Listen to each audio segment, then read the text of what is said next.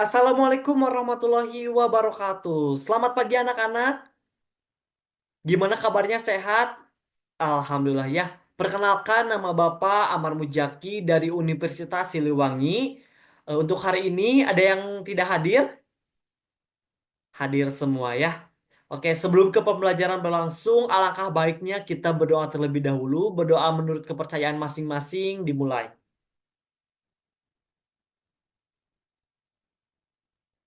Berdoa cukup. Oke, hari ini kita akan belajar apa?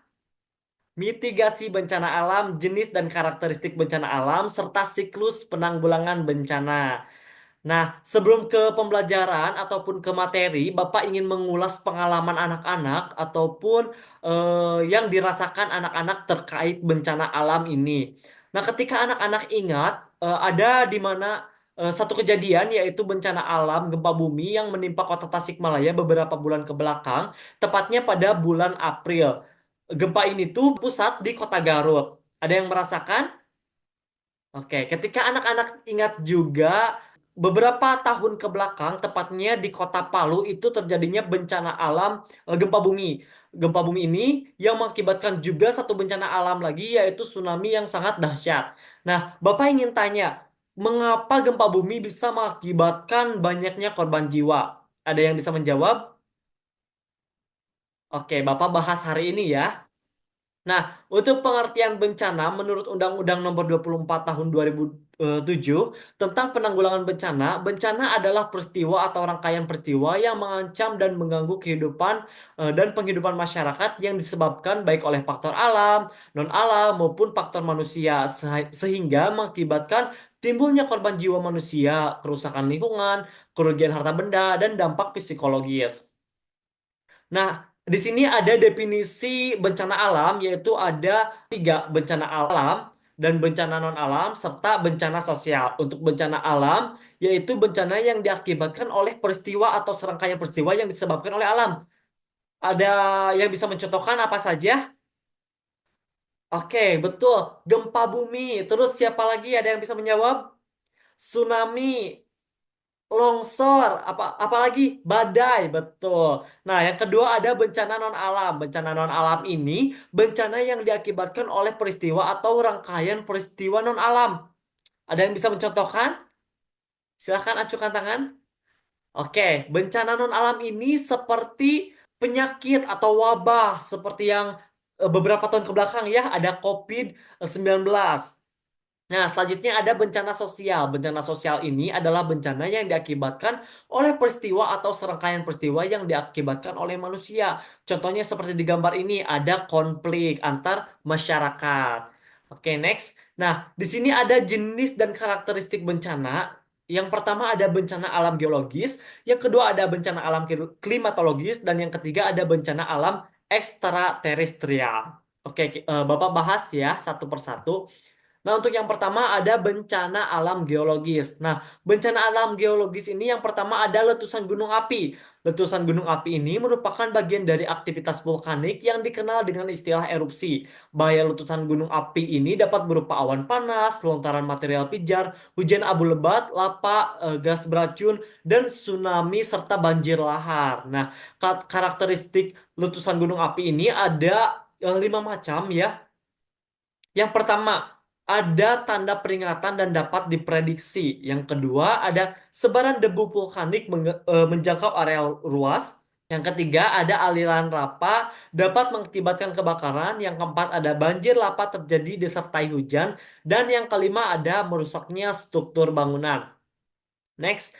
Nah, di sini juga ada tingkatan isyarat gunung berapi di Indonesia. Nah, yang pertama ini ada status awas yaitu yang berwarna merah. Nah, ini untuk peringatannya ya. Dan yang kedua ini ada siaga yang berwarna coklat dan yang ketiga ada status waspada yang berwarna kuning dan yang keempat ada status normal yang berwarna hijau.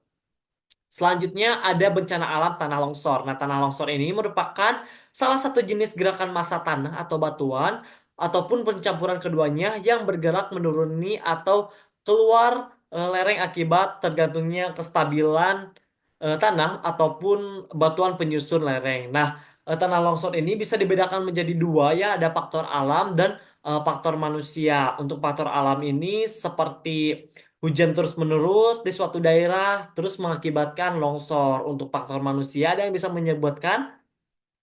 Betul ya, penebangan pohon secara liar itu bisa menyebabkan terjadinya bencana tanah longsor. Next, bencana gempa bumi. Nah, bencana gempa bumi yang tadi Bapak bahas di awal ya, gempa bumi adalah getaran atau guncangan yang terjadi di permukaan bumi yang disebabkan oleh tumbukan antar lempeng bumi, patahan aktivitas gunung api ataupun runtuhnya batuan. Nah, karakteristik gempa bumi ini, yang pertama ada berlangsung dalam waktu yang sangat singkat, yang kedua tidak dapat dicegah tetapi akibat yang dapat ditimbulkan dapat dikurangi, yang ketiga akibatnya dapat menimbulkan bencana, yang keempat ada lokasi kejadiannya tertentu, yang kelima ada belum dapat diprediksi, dan yang keenam ada berpotensi terulang kembali. Nah, apa gempa bumi itu menyebabkan banyaknya terjadinya korban jiwa ya? Yang ini ada belum dapat diprediksi karena gempa bumi itu kebanyakan tidak dapat diprediksi. Jadi kejadiannya itu secara tiba-tiba dan bisa berpotensi terulang kembali. Next, ada bencana alam tsunami. Tsunami ini dapat diartikan sebagai gelombang ombak lautan. Jadi, tsunami adalah serangkaian gelombang ombak laut raksasa yang timbul karena adanya pergeseran di dasar laut akibat gempa bumi. Gelombang tsunami bermula dari gerakan hebat lempeng bumi yang berpusat dari dangkal di dasar samudra. Jadi, adanya patahan di bawah samudra atau di dasar samudra ini bisa mengakibatkan tsunami. Selanjutnya ada bencana alam klimatologis. Untuk bencana alam klimatologis ini yang pertama ada banjir. Banjir yaitu peristiwa atau keadaan di mana terendamnya suatu daerah atau daratan karena volume air yang meningkat. Di Indonesia, banjir adalah sebuah bencana alam yang mudah terjadi. Karena hal ini banjir di Indonesia letak pada daerah tropis. Kemudian memungkinkan curah hujan yang tinggi setiap tahunnya.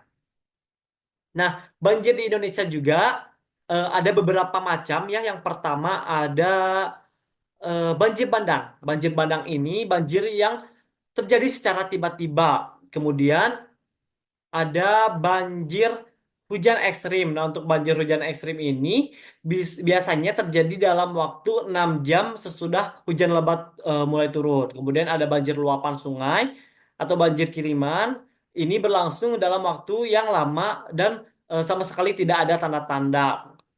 Kemudian ada banjir pantai Rob ini, banjir pantai Rob ini diakibatkan oleh angin puyuh di laut. Jadi banjir rob yang datang ke pemukiman di sekitar laut. Selanjutnya ada banjir hulu. Untuk banjir hulu ini yang terjadi di wilayah sempit dan kecepatan air yang sangat tinggi serta berlangsung cepat dan jumlah air yang sangat sedikit. Nah, untuk selanjutnya ada badai. Badai ini adalah fenomena alam yang disebabkan gangguan atmosfer yang dahsyat di darat dan air. Badai menjadi ancaman potensial utama bagi sebagian penduduk dunia karena prevalensinya atau ukuran daerah yang bisa menyebabkan hancur. Selanjutnya ada kekeringan. Kekeringan ini adalah ketersediaan air yang jauh di bawah kebutuhan air untuk memenuhi kebutuhan hidup pertanian, kegiatan ekonomi, dan lingkungan lainnya. Next, ada kebakaran hutan. Nah, ini kebakaran hutan ini merupakan peristiwa terbakarnya hutan, baik disebabkan proses alami maupun aktivitas manusia. Secara alami, kebakaran hutan umumnya terjadi pada musim kemarau dan dapat disebabkan oleh sembaran petir, gas metana, dan keluar dari singkapan batu bara di lahan gambut. Nah, untuk aktivitas manusia ini seperti penebangan hutan ataupun pembukaan hutan dengan cara dibakar. Selanjutnya ada bencana alam ekstraterestrial. Bencana alam ekstraterestrial ini merupakan bencana alam yang disebabkan gaya atau energi yang berasal dari luar bumi, seperti asteroid, meteoroid, dan komet yang melintas di dekat bumi terus memasuki atmosfer bumi. Selanjutnya ada siklus penanggulangan. Menurut Undang-Undang Nomor 24 Tahun 2007 tentang penanggulangan bencana, penyelenggaraan atau penanggulangan bencana adalah serangkaian upaya yang meliputi penetapan kebijakan pembangunan yang beresiko timbulnya bencana, kegiatan pencegahan bencana, tanggap darurat, dan rehabilitasi. Nah, kita akan melihat Seberapa siapkah kamu akan banjir? Ayo lakukan persiapan. Informasi dari media massa. Siapkan emergency bag yang dibutuhkan pada saat mendesak. Taruh dokumen di tempat yang tinggi dan matikan sumber listrik. Serta lari dan ikuti tanda jalur evakuasi. Bisa dilakukan dengan membersihkan sampah di sungai, menanam pohon untuk menambah resapan air, dan membuang sampah pada tempatnya. Kenali ancamannya, kurangi resikonya. Video ini dipersembahkan oleh Badan Nasional Penanggulangan Bencana. Nah, anak-anak, ketika kita udah melihat video mitigasi bencana, jadi kita bisa tahu bagaimana sih caranya untuk menyelamatkan diri sebelum terjadinya bencana alam. Jadi kita bisa mengurangi akan banyaknya korban jiwa. Nah, selanjutnya ada perencanaan dalam penanggulangan bencana ini ada tiga, yaitu ada tahap prabencana, yaitu dalam situasi tidak terjadi bencana, dan yang kedua ada dalam situasi terdapat potensi terjadinya bencana. Yang kedua ada tahap tanggap darurat. Tanggap darurat ini adalah serangkaian kegiatan yang dilakukan dengan segera pada saat kejadian bencana untuk menangani dampak buruk yang ditimbulkan yang meliputi kegiatan penyelamatan dan evakuasi korban.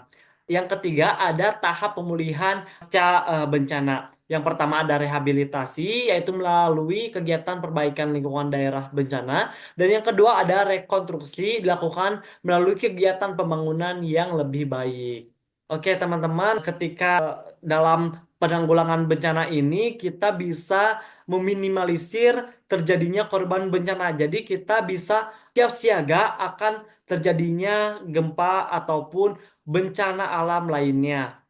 Oke, selanjutnya di sini Bapak akan memberikan post test ataupun soal-soal seberapa mana pemahaman anak-anak terkait materi mitigasi bencana alam ini. Dan untuk pengumpulannya, Bapak nanti akan menyediakan kantong tugas di Google Classroom. Nah, sekarang kita akan ke tahap kesimpulan. Jadi setelah kita belajar mengenai jenis dan karakteristik bencana alam, ada yang bisa disimpulkan, yaitu bencana adalah peristiwa yang mengancam kehidupan manusia dan dapat disebabkan oleh alam, non-alam, ataupun aktivitas manusia.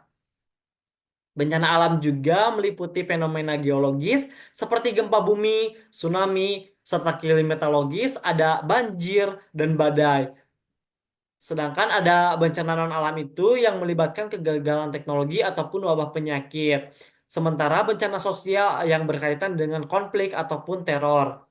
Dan penanggulangan bencana ini melibatkan tiga tahap. Yang pertama ada tahap prabencana, pencegahan dan kesigapan, tanggap darurat, dan pasca bencana ataupun rehabilitasi dan rekonstruksi. Tujuannya dalam materi ini kita bisa mengetahui atau mengurangi risiko dan memulihkan kondisi masyarakat setelah terjadinya bencana. Oke, anak-anak, setelah menyelesaikan submateri dari mitigasi bencana alam ini, semoga anak-anak bisa memahami materi ini dengan baik dan bisa diterapkan dalam kehidupan sehari-hari. Alhamdulillah, pembelajaran hari ini sudah selesai. Mohon maaf bila ada kesalahan kata yang Bapak ucapkan dan semoga eh, pemahaman anak-anak bisa diterapkan di kehidupan sehari-hari. Baik, wassalamualaikum warahmatullahi wabarakatuh.